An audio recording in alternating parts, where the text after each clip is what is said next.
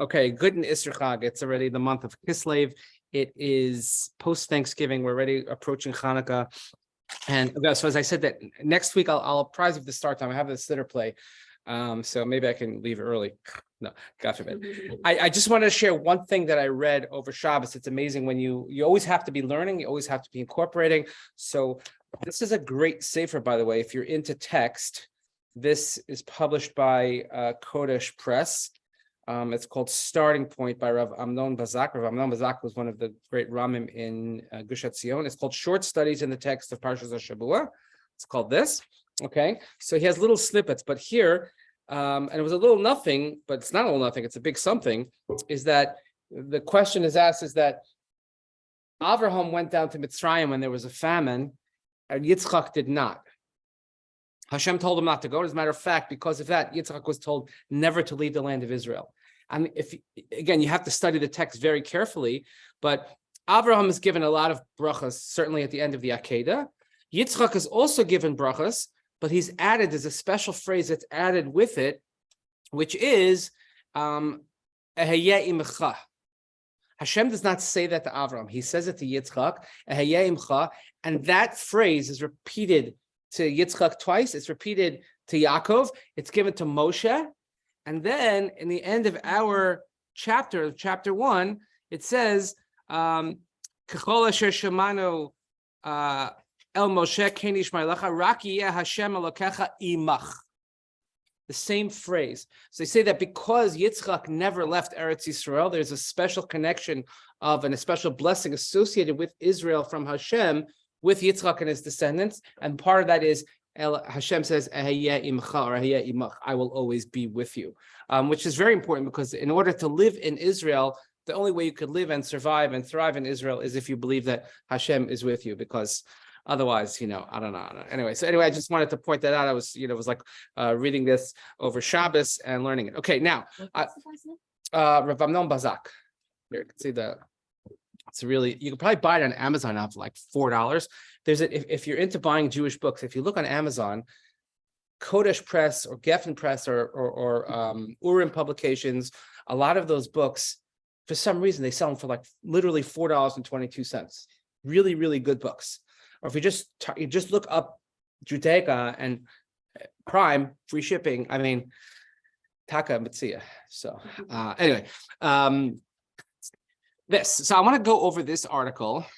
And because now that we saw the overview of the chapter, we looked at kind of the strategy of the Meraglim last time.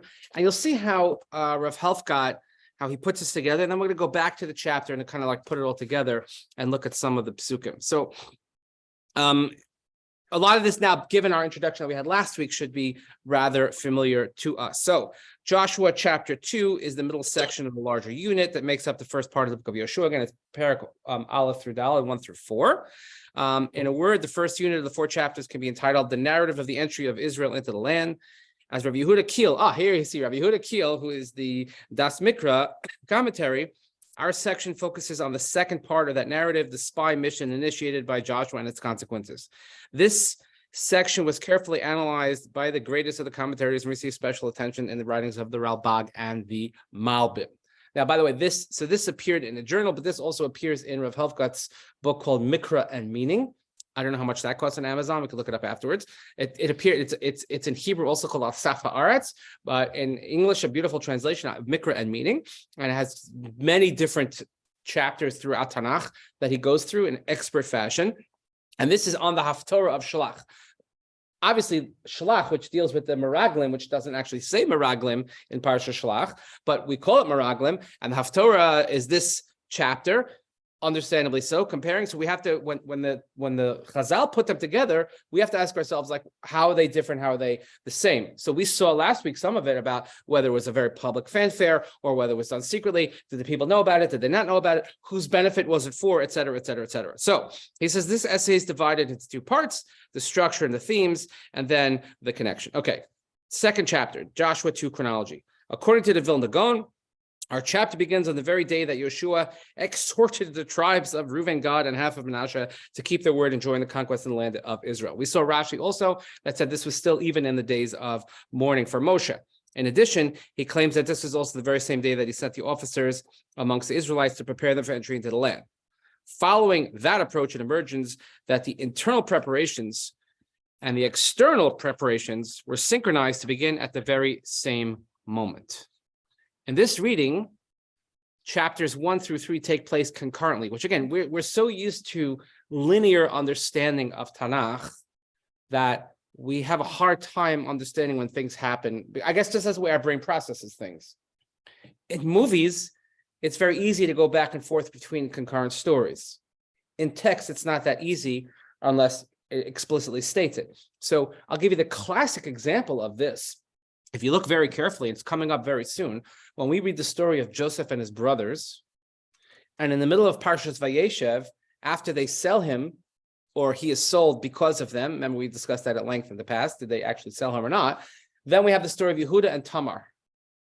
Now you would think the way that's laid out in the text that it's they sold him, Yehuda goes down, he leaves his brother, and he has a whole episode of Yehuda and Tamar, but that takes place over several years because he gets married, he has 3 children, 2 of his children get married, he's waiting for the third one to grow up, So it really happens at the same time, Chazal think, if you look at the dates correctly, it happens at the same time. It's concurrent with the story of Yosef, and he's kind of like back and forth. Otherwise, the ages don't match up between the kids, et cetera, et cetera. Trying to figure out the ages of the Shvatim and how they all line up could drive you bananas, but we'll leave bananas for another time. Anyway, so here he's saying that this takes place concurrently. Radak and many commentaries take the position that the spy mission initiated in our chapter actually was undertaken prior to the preparations in chapter 3. Again, we haven't gotten to chapter 3 yet. In fact, Radak claims that the spy mission already began during the 30-day mourning period for Moshe Rabbeinu, mentioned at the end of Zos HaBracha, again, which we saw in Rashi as well. Most people, again, when you learn Navi, a lot of people go straight to Radak, especially when it goes to text. It's not a knock on Rashi, it's just kind of the way things go. So in that reading of the text, our chapter is a precursor to chapter 3 and needs to be taken care of before the people could truly begin to prepare to go into Israel. Okay, now, structure of the chapter. You cannot have a good... Rabbi Bernstein calls it parshanuti. I use the word parshanut. Biblical exegesis. Nothing to do with the December 25th character, by the way. Just saying. It's different spelling. Especially the modern day parshanut, but it's nothing modern about it. It's actually the basis of much of Midrash is this type of analyzing the text. But modern day parshanut, you have something called this chiastic structure, where if you look at a large chapter or a few chapters and you go from the outside in and you focus on what's exactly in the middle, that's the key point. So you have like A1, B1, B, all the way till you get to the middle, and that's what you get on. There's somebody that actually made a map of an entire chiastic structure of, I don't know if it was all the Chumash or Tanakh, but the entire Chumash, certainly, that's a really, really big chart. I haven't got my hands on it, but I'd love to see that. That's got to be pretty cool. And the amount of letters and permutations you have to have, I don't know. Anyway, so here, you have the structure of the Perek. Again, it's very important, especially in the Sefer Yehoshua, to look at the text and the structure of it. Pasuk Aleph is sending the spies out, the mission, and they arrive at Rechav's house. We know what happens in the next pasuk already. They're found out, right? 2-7. The king of Jericho, his agents, and their unsuccessful pursuit of the spies. Remember, it says already in pasuk Beis that they're discovered, and they have to try and find them, and she hides them, et cetera, et cetera. 8-14 is the first dialogue Rechav has with the spies, including her oath, where she asks them to make a swear that, listen, you'll take care of me and my family. And they say, okay, but if as long as you don't say a word and you stay in the house and whoever's there, we're going to cover, et cetera, et cetera. The Chud HaShani, we'll come back to that later, hopefully. 15-21 is the second dialogue of Rechav and the spies, focusing on the sign of protection and the conditions of the oath. 22, escape from Yericho and eluding the pursuit. 23, the return to Joshua, the upbeat and encouraging report of the results of their mission. So now, notice carefully that the chapter is structured in a classical biblical chiastic parallelism, A, B, C, C, B, A, or as it's called in Hebrew, Hakbala Nigudit. That's just for Mimi, okay? Tikbolet Nigudit. What do you say? Tikbolet Nigudit. Tikbolet. Okay, Mm-hmm. like I said, tikbolet. Okay. Yes, by the way, the new founder is coming out in January, was announced yesterday. January 20th. January 20th. Oh, yeah. Well, there's no shiur that week because everybody's going to stay up the night before and binge it. I can't watch it at night, that's for sure, because I can't sleep afterwards, because then I think everybody's out to get me, which clearly they are. It's supposed to be Don't ruin it. Don't. We had him here once, and he spoke. It was at Jeremy's house, and he like went into character. Somebody starts filming, and he's like, and he, the main whatever Daron, and he goes, somebody say you could film? I didn't say you could film. Put that away. And the guy like freaked. It's very funny. Anyway, so look at the structure. So section 1 and 6, pasuk Aleph and Chaf Gimel Chaf Daled is Yehoshua setting the spies and the returning. 2:7-22 is running after the spies on both sides. And then 8:14-15-21 is the first dialogue of Rachab and the second dialogue. So the structure helps focus the reader on the middle section as the key element of the narrative. So the whole idea is that the way a chiastic structure works is if we push everything to the middle, whatever's in the center, whatever's in the middle is obviously the focal point. It's the most important part. That's what we have to focus on. So here we have to focus on this conversation that they have and about their conditions. And in fact, the middle two sections take up more than half the verses, the entire chapter, highlighting its centrality. Moreover, in a very interesting twist, while in the first dialogue, Rachav gets the lion's share of airtime, 4 out of 5 verses. In the second dialogue, it's the spies who are the dominant speakers. They set the stage for 4 out of the 6 verses. Now, key themes. Page 97, section 1. The text at the outset emphasizes that Joshua sends out the spies in Cheresh fashion, which we discussed last week at length. Most of the commentaries, including Radak and the Vilna Gaon, interpret this to mean that he sent them out secretly without any foreknowledge of the Jewish people. This clearly highlights the fact that this was a normal covert spy mission. In addition, we are not told the names of the individuals. We're not given the exact details what the mission was beyond Lechu Re'u et Haaretz. Next, the text very significantly doesn't tell us if indeed they were successful in seeing the land, or if they reached Jericho at the end of the mission, or was it that they reached Jericho at the very outset, as seems more likely from the plain sense of the verses. In fact, many of the commentaries, including the Malbim, interpret the phrase et haaretz v'Yericho not to mean the entire land, but just the territory around Jericho. They didn't get much further because they're there and they're discovered and they're already running away. So it makes sense that they probably didn't get too far. And by the way, where they're crossing over, and you can go to that place, by the way, where they crossed over. That's where everybody does their baptisms. If you ever want to get baptized, you want to see like the evangelists getting baptized in the Jordan River. That's where they go, right where they cross over, right? You go down, to the Dead Sea. Instead of making a right to go to Masada and Engedi, you just kind of like make a little left and then get in there. And there's like a whole place. There's like a little amphitheater there and the water. It's really cool. You wave hi to the soldiers. Yeah, it's like a whole thing. It's if you find religion.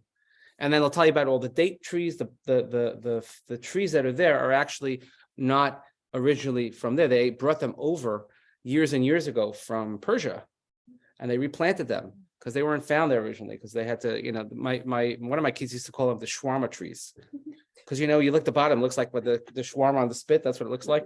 I dare you to unsee that. Anyway. We get lots of things in this class. There's lots of highlights. It's just my family alone. The ambiguity highlights the fact one day they're going to watch this and they're going to be like, "Oh my God, I can't believe it." The ambiguity highlights the fact that they don't seem to actually do much spying in the classic sense of the word in terms of checking fortifications, troop movements, size of armies, or even bringing back any physical elements of the territory that they traversed. Now that's setting the table because. Remember, in the first spy, quote unquote, spy mission with the Meraglim and Shlach, they were told, check it out. Is it fortified? Is it surrounded? Are they big? Are they large? Bring us the fruits of the land. What are they? They bring back the cluster of the grapes, the whole thing. They come to the house of Racha, which seems to be either, depending on which view the commentaries one adopts, either an inn or a brothel. Okay, it's the real version or the art scroll version, depending how you want to put it. As Rav Yehuda Kiel notes in Das Mikra, the advantage of staying in either of those locales is twofold. Firstly, it's a good place to remain anonymous and under the radar screen, as well as a place where many travelers and local residents may pass through, thus giving the spies a chance to hear unguarded comments and feelings of the populace to the upcoming battle with the Israelites and gauge their feelings and sense of preparedness and or pessimism. Again, that's like the local watering hole. You want to know what's going on? You want to get the hak, that's where you go. Nowadays, if you want to go get the hak on something, where do you go? You know what hak? You know what I mean when I say hak? Like you want to get the lowdown. What's really happening? Social media, but people are guarded what they write. But you want to hear talking. People say things that they won't say elsewhere. It used to be people go to the hair salon. to get like this stuff. Because you think like if you have the thing over your head, which I never understood for a million years what that does. But while you're there, like nobody else can hear you, when actually everybody can hear you because you're talking louder because you can't hear anything. Nowadays, by the way, one of the places is you go to shul. No joke. You go to shul and you get to hack on what's going on. It's not too far. So they want to know like so the section twice highlights the phrase lo yadati, used by Rachav to indicate her supposed lack of knowledge as to the whereabouts of the spies. Of course, the reader knows that she's aware of the locale and has indeed chosen to host them. Why this is so is the theme of the next session, this lo yadati. In fact, Rachav not only knows where they are, but the first words out of her mouth in Pasuk Ches is Yadati ki natan Hashem lachem et haaretz. Not only am I not lo yadati, but I am very much yadati. Her knowledge extends not only to their whereabouts, but to the fact that they will be successful. Again, Rabbi Yehuda Kiel and others note in the midst of the first conversation, Rachav uses the language and imagery of Kriyas Yamsuf, which we pointed out last week as well. This is all well prepared for this article because we did a lot of it, such as the phrases Namogo Kol Yoshvei Haaretz, which highlights the fact that the entry of the Jewish people into the land of Israel will be the culmination of the exodus from Egypt and the fulfillment of the divine plan that Moshe prophetically sung about at the Red Sea. Namogo Kol Yoshvei Canaan, Tipol Aleim Mosaf Afachad, we say every single day in Az Yashir, in Parshas B'Shalach. This is made explicit by her mention of the miracle of the Red Sea in verse 10, an event that took place at the very beginning of the Jewish people's journey towards the land of Israel, 40 years prior. And a perfect complement to that, she then mentions the miracle that God had done for the Jewish people in the battle at the end of the 40-year trek, confronting Sichon and Og, the paros of the second generation. That's an interesting also, that whole, I think, if I have to look, but in his Sefer also, he has this kind of imagery of like the second Yetzias Mitzrayim, so to speak, for the year 40 in the desert. The destruction of Sichon and Og on the cusp of the entry into the land was the closing of the circle of the battles in the desert that now had set the stage for entry into the rest of the land of Israel. In fact, from many perspectives, the territory of Sichon and Og is viewed in Devarim and parts of Yehoshua as actually part of the promised land and of one piece with the rest of the conquest. We'll get to that. The details of the exact parameters are beyond the scope of this short essay and this short lecture this morning. So he says, see, for example, okay, fine. Just the end of the paragraph, he says her awareness of God's saving hand in Egypt led her to come under the wings of the divine presence. This will be the crux of what I want to really discuss at the end of today when we get to look at the chapter as a whole, kind of like what's Rachav's angle? Like what is she really after? The remainder of the sections outline the agreement that's made by Rachav with the spies to ensure her safety and that of her family when the Israeli assault begins. Israelite assault. As the Ralbag notes in his commentary, there are actually two conditions that the spies lay out for fulfillment on their side of the bargain. One, only those in Rachav's physical space will be protected. Secondly, only those of her immediate family will be protected. If, however, others are informed of this shelter, they will no longer feel bound by the promise to protection to her. Parenthetically, I'd like to suggest that the placing of the red string to ensure protection from the impending assault has echoes of the procedure of preparing the first Paschal sacrifice, in which the Jewish people were told to smear the red blood of the doorpost so that the impending threat of death would pass over the house. Something also we mentioned last week. Again, it's not it's a great chiddush, but it's not a great chiddush in the sense of it's like staring you right in the face. It's one of these parallelisms that is so obvious, but yet you need to point it out because you could just gloss right over it. Chut hashani, we talked about the red bendel, but redness on the doorpost hanging out, and we'll come back to that. It's actually called tikvat chut hashani, or tikvat. We'll talk about that word in a bit also.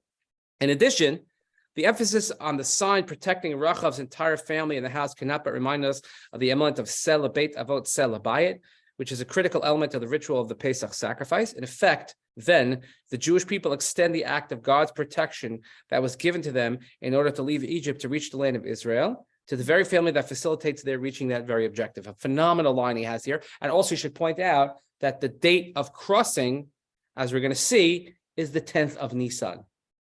The date of the original Shabbos Haggadah leading into the Paschal sacrifice. So that's when they got the commandment of Sela Beit Avot, and that's the day that they actually cross into the land of Israel. So that's kind of like pretty cool. I ask me, like, why is it so prominent? Why do I know the 10th of Nisan? It happens to be that one day my father and my mother figured out that they have the same Hebrew birthday, which is the 10th of Nisan. My mother's birthday is the end of March. My father's birthday is in beginning to mid-April. And because of the way the years fall out, like this year, everything's, I don't know what it is, but It's not on time, that's for sure.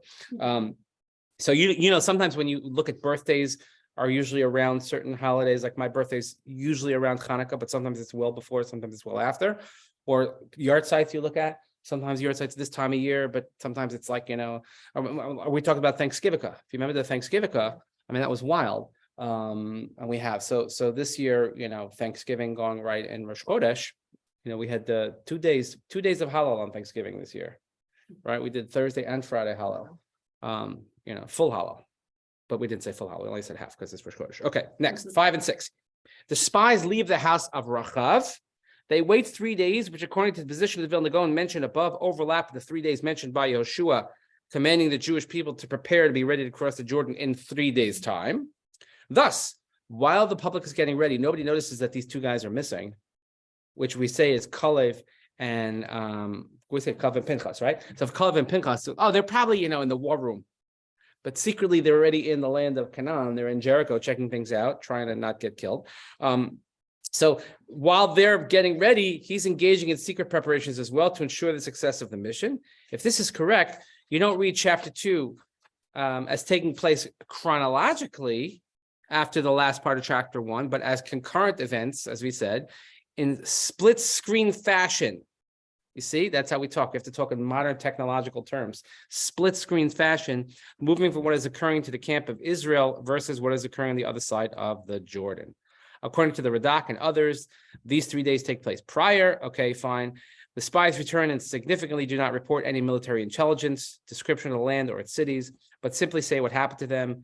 They paraphrase Rachav's first words, Ki nasan Hashem bi'adenu es kol haaretz v'gam namogo kol yoshvei am mipanenu. That's a reflection of the promise that was made in Beshalach and the Shira. The stage is set for entry into the land. Okay, so it's a weirdly eventful, uneventful chapter. We kind of get a better picture of what the mission was, what they were supposed to do, but we're also intrigued by what didn't happen. And particularly so in this article, which is worth looking at to compare and contrast with the spies that Yehoshua sends versus the spies that Moshe sent earlier in Parashat Shlach. And again, you have to read the article in context because this is an article about the Haftorah, which relates to the Parsha. This is not an article on Sefer Yehoshua per se. So beyond the obvious fact that both Shlach and Yehoshua deal with spy missions, what's the connection between the 2 portions? It's clear from our analysis of the text that the Bible doesn't really seek to compare the 2 missions, but in truth seeks to contrast the 2. Not every connection is meant to compare. Often it's meant to differentiate. Malbim, in his commentary, Yehoshua, has a lengthy comment outlining 5 significant differences in mission. In addition, Rabbi Yehuda Shavi, in one little volume called Haftorah, it's called Bein Partial Haftorah. I have it. It is really, and it is. He says little volume. It is little. It's like it's a mini size. They don't make a full size volume.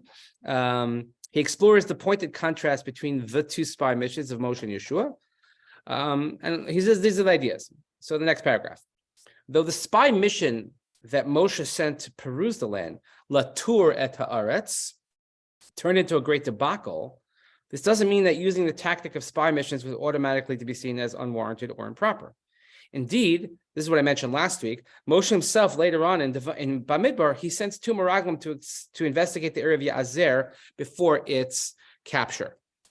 That's in Bamidbar Chaf Aleph. Moreover, as the Ramban comments in his lengthy analysis of the Meraglim episode at the beginning of his commentary to Shalach, the act of sending spies was not in and of itself problematic. It was a proper conquest tactic, when a tactic in conquest of lands. The Torah doesn't expect us to rely on miracles in our actions, but rather commands soldiers they explore and spy out, guard carefully, and plan ambushes. Like much of Yehoshua we're going to see is a lot of conquerors. They don't just go to sleep and say, "Oh God, look at God," take out the next one, take out the next group, take out the next one. You have to actually go to work. You have to go to battle. In other words, you can have the greatest level of emunah and bitachon in the world, but if you were to sit at home and watch TV and say, God's going to provide for me, that's not faith. That's silly. It's idiotic. That's why we tell our kids to go to school and get educations, go out and work. So wait a minute. So then, this is part of a whole other shiur, but I'm gonna launch into this for a second. So okay, so then if I do go to work and I go to the best school and I go to I get like an MBA from Harvard and I get a great job at some, financial firm where I have no idea what they do, but they like take money from one side of the table and put it on the other side of the table, and somehow everybody loses money, but we still make a lot of money. The market's bad, we make a ton of money. The market's good, I make even more money. The market's volatile, I make the most money. I don't know how that works, but they make money, right? What do they do? Wait, so if that's the case, that's because I went to Harvard. So then where's the faith? When does a person have faith? Because if I sit and do nothing and I say God's going to take care of me, and then I end up starving to death, they're going to say this Levaya, oh, he's such a tzaddik. Oh, he's such pure faith. No, he's an idiot. But if he does everything and he's rewarded, so where's the faith? It's a good question. A good question. So to paraphrase a rather long shiur, which we'll have to give another time, it's really shiur in Parshas Vayera, is that faith is when after you do everything right, and after you go to the best schools, and you have the best job, and you have the best performance, and you see the best results, faith is recognizing that none of that is because of what I did. It's because Hashem wanted it to be that way. It's after the fact. Before you have the faith that hopefully will be successful, but when you are successful, as you have the faith, you say, I'm successful because Hashem wanted. Because how many people do you know? And I know a lot of people who went to the best schools, had the best degrees, and they can't, put 2 feet together. What? I know plenty of people. Yeah. And I know many people who never, graduated high school and are CEOs of companies. Go figure. Okay. So nothing makes sense. I think we go through life with this one thing we pretty much make sense of the fact that nothing makes sense. 2 + 2 does not equal 4. 2 + 2 makes a mess. That's just, anyway. Back to the article. So it is a little book. So he says Latour, it turned to, it doesn't, okay. In contrast to the mission in Shalach, which went far beyond normal reconnaissance, the mission in Joshua, in the very bottom paragraph, was at first blush a classic spy mission. In Shalach, Moshe sends 12 known leaders identified by name in the presence of the entire nation to report on the land, the people, its status. This public display of the use of so many people to represent every tribe, the expanded mission clearly highlight that this was no regular affair. In addition, the Hebrew terms l'ragel or lachpor, to spy or search out, are never used in Parsha Shlach. Yet we keep calling it meraglim. Maybe we could start a movement. Shlach is not the meraglim. Stop calling them meraglim. Oh, that's very good. Do you hear that, Mimi? Okay. She said it's like calling a Chanukiah menorah. Right? Menorah has 7 prongs. Chanukiah doesn't, but I'm such a Litvish Jew. To use the word Chanukiah in my word, it's like, what do you say? Yeah, I know. It's an American thing. What do we call? So what should we call? If it's not, what is there? There's no Hebrew. There's no word for Chanukiah. Candelabra. Ritual Hanukkah lighting apparatus. I don't know. Menorah in Hebrew means 7. Yes. Even though one is supposed to kind of like be like the other ish. Anyway, okay. We'll discuss that on Hanukkah, perhaps. Anyway, the Tarim return, they present their findings not just to the general staff, but in front of the entire people. Again, we saw this last week. In contrast, Joshua sends out 2 anonymous souls in secret to find out vital information that'll be crucial in achieving the mission. On one level, the placing of the Haftorah in the juxtaposition to the Torah portion may highlight that while a spy mission along the lines of Joshua's would have been appropriate and successful, the very nature of the mission and the modality of its execution were flawed from the outset. Of course, this point needs to be examined in light of the relationship of the presentation of the narrative in Parsha Shlach and its recounting in Parshas Devarim, upon whose initiative the mission was begun, and other factors beyond the ken of this essay. Anytime you get to use the word beken, it's also good. Because there, how Moshe repeats, he says at Ba'esahi, Hashem says Shlach Lecha, and he kind of like washes his hands of it, says, yeah, you want me to say, but that's beyond the scope right now. And yet, through the spies in though the spies in Joshua were sent off in a classical military spy operation, they're immediately discovered upon entering the land, and the mission is compromised.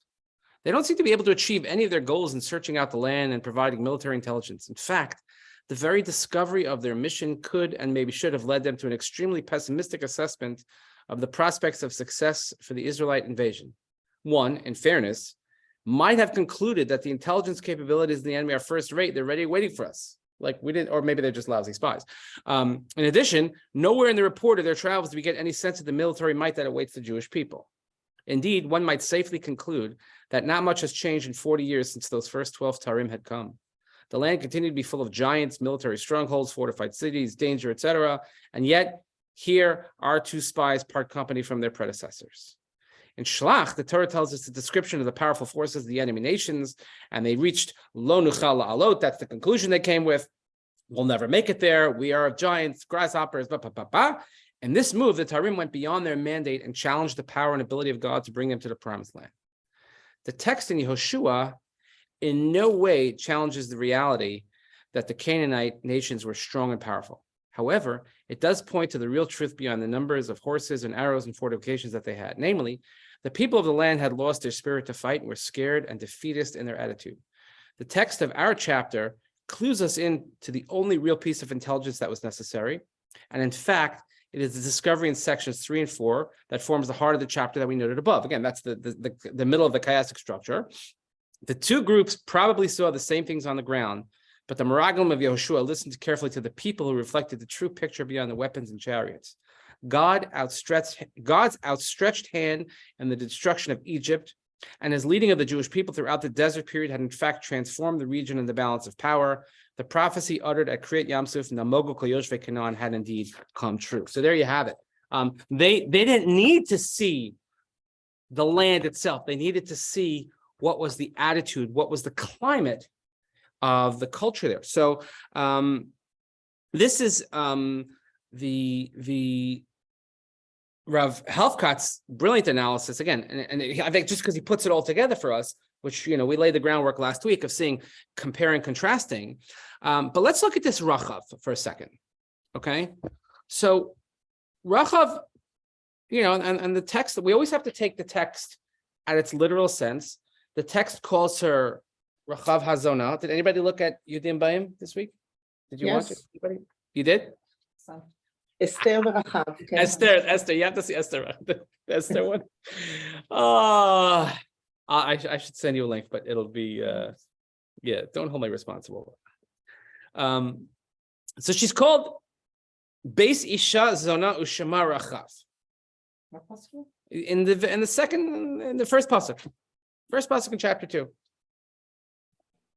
She goes.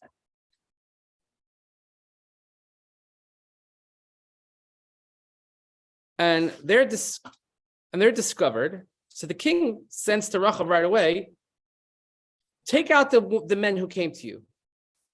Because even though they only made it into Jericho in verse 3, we know that they came to check out what's doing in the entire land. Okay. By the way, what does this remind you of? When you say, take out the people that have come to you, a local, what? Lot and the angels, right? In Sodom. And the angels come, the people, the town folks gather, they say, take the people out. I know, we know that you're hiding people in there. She took the two of them, she hid them. She says, yeah, they came, but I don't know. Well, maybe they went that way. Okay. And then they're trying to, the whole middle part is where she hides them, and she has this whole conversation of them. And then here, look at Pasuk Tes. Vatomer elan Hashem yadati ki nasan Hashem lachem es haaretz v'chi nefla imaschem aleinu v'chi nemogel yoshvei haaretz miptechem.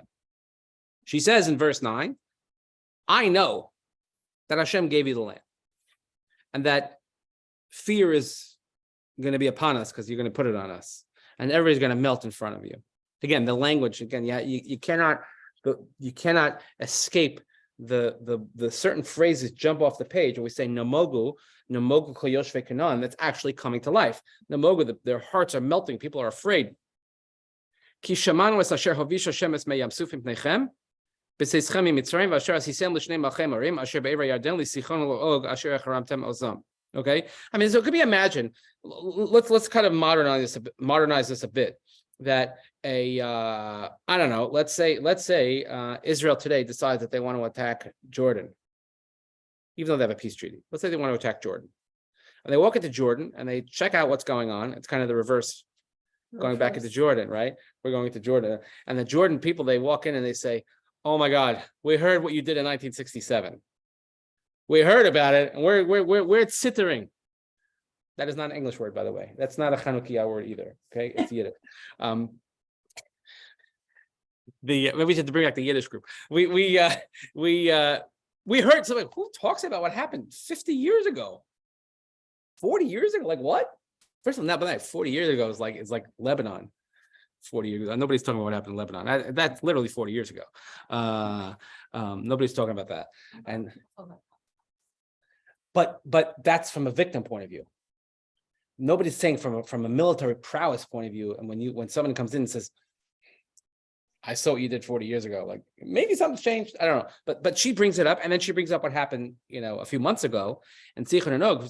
So if you're listening to her, okay, what's her angle? What do you think she's after? She sounds like a prophet, actually, honestly.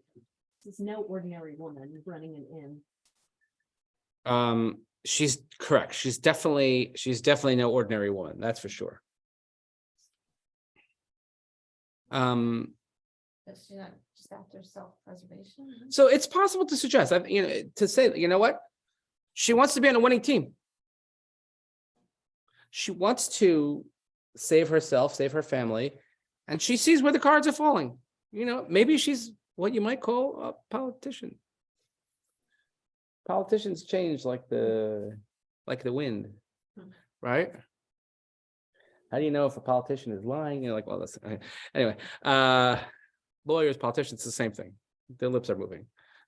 That's the line. But I'm just saying, but maybe she is, what's the word I'm looking for? Maybe she is, it eludes me now. That's why I'm trying to get older. Can't remember words. She is she's opportunistic. Opportunist, thank you. She's an opportunist. Okay. But if that's the case, she could have just she goes through this whole history lesson. She doesn't necessarily have to do this. I'll share with you a mechilta. Now, there are two other people. Who else heard about what Hashem did for the Jewish people? One of them for sure you'll get, one of them probably won't. Who heard about what happened to the Jewish people and decided to do something about it? Well, they did the wrong thing. Right, but but that's not the direction I want to go. Yisro, that's not probably wrong, it's probably right. We're going to work on your self-confidence, okay? You say, All women here. You should have just said, I think it's definitely Yisro. No, it's definitely Yisro. And if you disagree with me, then you're wrong, Rabbi. That's it. Just say it like that. Okay. So Ruth didn't really hear about. So I'll read this Mechilta. Mechilta says, Mechilta and Shmos. He says, Lo hiniach yitro avodah zara b'chol ha'olam shelo chazer aleha v'avda shenemar mikol ha'elohim. Yisro worshipped every single religion in the world, and he didn't give it up until he heard. It says, "Vayishma Yisro." He heard. What did he hear? He heard what Hashem did for the Jewish people, and it said he was the first sort of religious experimenter. He went to every single religion, and then he decided this was the true religion. Yisro is a complicated character because at the end in Bamidbar we don't know, and Moshe's like, "Come with us." He's like, "No, I'm going to go back my way." Like, did he stay? Did he come? Did he go? And the Gemara has an ongoing machlokas whether Yisro converted before the giving of the Torah, after the giving of the Torah, whatever it is. We have Yisro. There's another story called Naaman, who was afflicted with saras. And the whole story with later in Navi in Malachim Beis, and it says, "Hinena yadati ki ein elokim b'chol ki im b'Yisrael." After he's cured from his leprosy, and he realizes that there's only a God in Israel, and then it says, "V'chein rachav hazona ameres Hashem Elokeichem hu Elokim b'shamayim mima'al ve'al haaretz mitachat." Is that she, right? She says. The Medrash says that she says Hashem is the true God on high and on below. Okay, so it is possible, and many of the Mefarshim read this into it. And look at what she says when she makes the promise. I told you I would come back to this. Look at verse 16, 15 and 16. Right.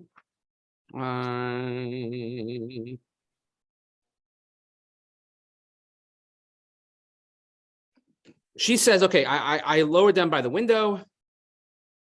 And she says, go run to the mountains and I'll hide there for 3 days. And they said, we are clean from your oath. If, in other words, we're good. If you meet your conditions. And it says, Hine, and look at 18. Hine anachnu ba'im ba'aretz, et tikvat chut hashani hazeh, tikshri b'chalon asher horatenu bo, v'et avich, v'et imech, v'et achayich, v'et kol beit avich ta'asvi aleicha baita. I will lower this tikvat chut hashani. Tikvat chut hashani. The red string, but the word is interesting is the word tikvat.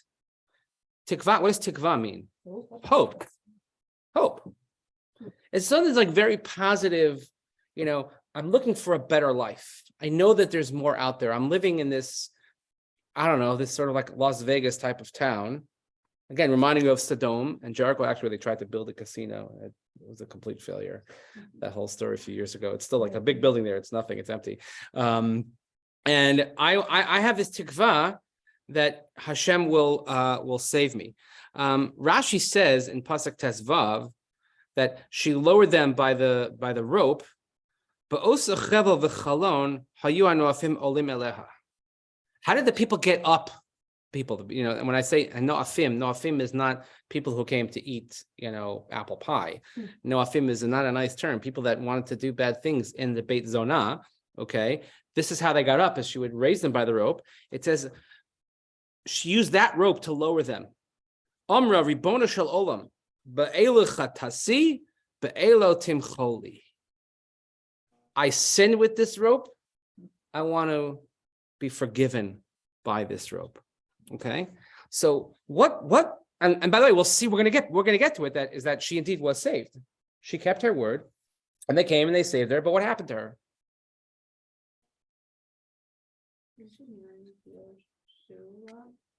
Say with a little bit more like emphatic. Yes, no. Right. She married, like, excellent. Miriam said she married Yehoshua. She says that she converted. She marries the Gemara Megillah. Gemara says that she's one of the Arba Yefifios.